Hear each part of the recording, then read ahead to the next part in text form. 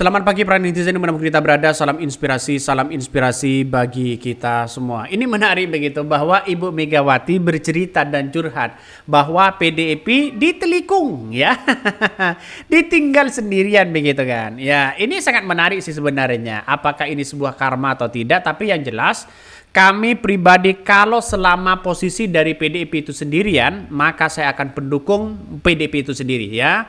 Karena kita lihat saja bahwa PKS sudah tidak ada harapan lagi begitu kan ya untuk mendengarkan aspirasi rakyat. Ya, mending menurut saya pribadi yang penting partai yang memperjuangkan hak rakyat itu aja sih sebenarnya. Mau oposisi kayak mau koalisi kayak begitu kan. Tapi kita lihat dari sisi baiknya saja begitu kan. Tapi saya kira partai PDIP kan ditinggal di sendirian di situ begitu kan. Kalau mereka ditinggal sendirian, maka jelas di situ akan menjadi oposisi. Saya kira walaupun Megawati belum mengatakan menjadi oposisi, tapi yang jelas masyarakat mau dengan siapa begitu kan.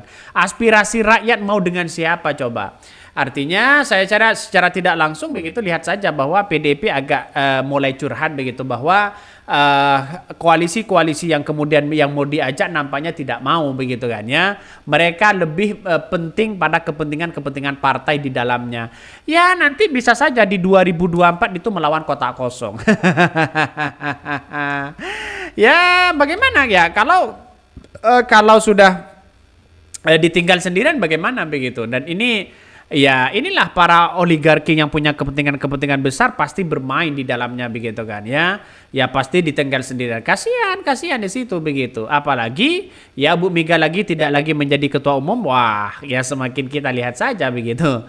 Ini kita baca komentar dari netizen. Bukan tinggalkan sendirian Bu ya. Ketum PDIP ditanya masih istirahat tidur, tidak boleh diganggu.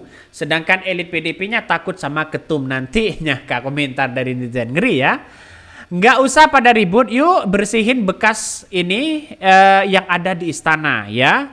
Bahkan ya cuma politik demokrasi, dapur berasap, mereka datang dan menghadang silih berganti. Ya makanya dalam hal ini apakah balas dendam atau bagaimana begitu kan lawan-lawan dari mereka begitu. Saya kira PDIP 10 tahun berkuasa dan sampai Pak Jokowi ya hengkang di situ begitu kan. Ya memberikan nuansa politik yang kemudian seolah-olah partai itu tidak bisa berkuasa begitu. Tapi satu sisi begitu kan. Tapi kita lihat saja bahwa kalau mereka keluar ingin mendapatkan bahwa bagaimana mereka menjadi nepotisme KKN itu tidak baik juga begitu kan. Ya, saya masih salut kepada PDIP ini karena memang mereka menolak nepotisme, menolak begitu kan ya 3 periode dan sebagainya, curhatnya di situ kabarnya. Tapi ini yang saya salut dibandingkan dengan orang-orang yang kemudian ya so alim, so ini, so itu begitu kan, ketika acara tidak setuju seolah-olah memperjuangkan rakyat, tapi di balik bangku jelas sembunyi-sembunyi sama mereka. Buat apa juga begitu kan? Ya mending seperti PDIP aja begitu. Karena apa? Karena PDIP ini ya punya kekuatan dan basis ideologi yang jelas begitu kan.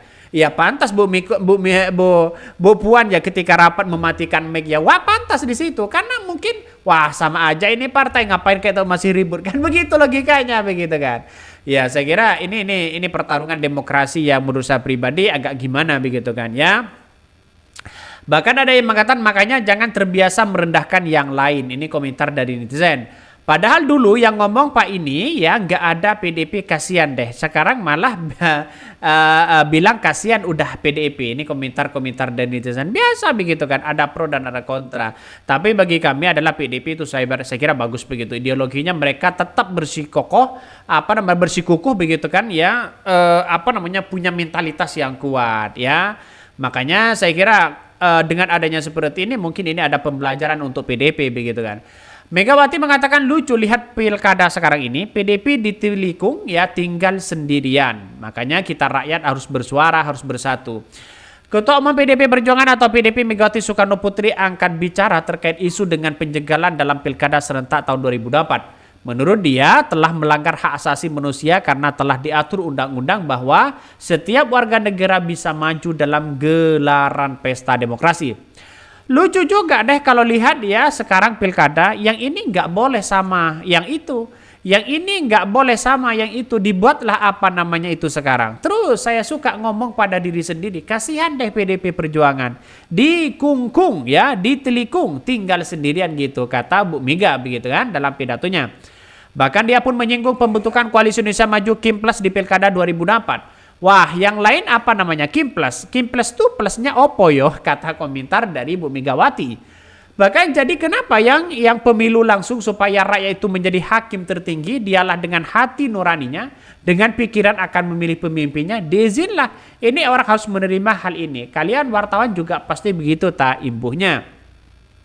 Bahkan Presiden Ilimai mengaku miris pula proses penyelenggara pilkada serentak dimanipulasi. Ini komentar dari Ibu Megawati. Saya kira ya bagaimana, karena pilkada yang ada di bangsa kita, di negara kita begitu kan, sudah tidak bisa dipercaya lagi.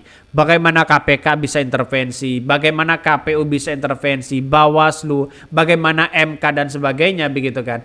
Ini kita lihat saja permainan-permainan konstitusi ini ya sudah semakin itu, kata Pak Mahfud ya suka-suka dialah begitu kan ya, saking bosannya begitu kan. Karena apa? Karena ketika ada orang yang baik dalam tubuh pemerintah, maka mereka akan diusir begitu kan. Ya kita lihat saja, ada orang yang ingin membenahi bangsa dan negara dengan cara menegakkan hukum, menegakkan ini dan sebagainya, pasti dihabisi, disikat mereka begitu kan. Ya contohnya seperti Anies Baswedan. Anies Baswedan kalau mereka lolos ya menjadi gubernur dan bahkan ya calon presiden mereka gubernur, hati-hati seorang Jokowi begitu kan.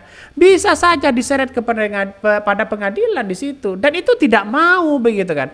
Ini harus Anies Baswedan ini harus benar-benar dicekal begitu. Makanya muncullah narasi-narasi sekarang ini Koalisi Indonesia Maju Plus begitu kan. Ya tidak ada masalah secara demokrasi, tapi melawan kotak kosong saya kira tidak merepresentasi ya pilkada yang sebenarnya, tidak memberikan representasi terhadap bagaimana hak rakyat untuk memilih langsung di situ begitu. Ya kalau seperti ini kan ada orang-orang yang kemudian ingin menguasai begitu kan, entah siapa dan sebagainya. Saya kira inilah pertarungan politik. Ya menurut saya pribadi wah kacau begitu ya. Bahkan Megawati menginginkan pihak-pihak tertentu dan tidak melakukan kecurangan secara terstruktur sistematis ya. Dia mengatakan pihak yang melakukan kecurangan secara TSM sebenarnya sedang memecah belah rakyat Indonesia itu sendiri. Bahkan ia berharap pernyataan itu bisa menyadarkan pihak-pihak tersebut agar tak berlaku culas. Loh, orang yang melakukan itu orang Indonesia.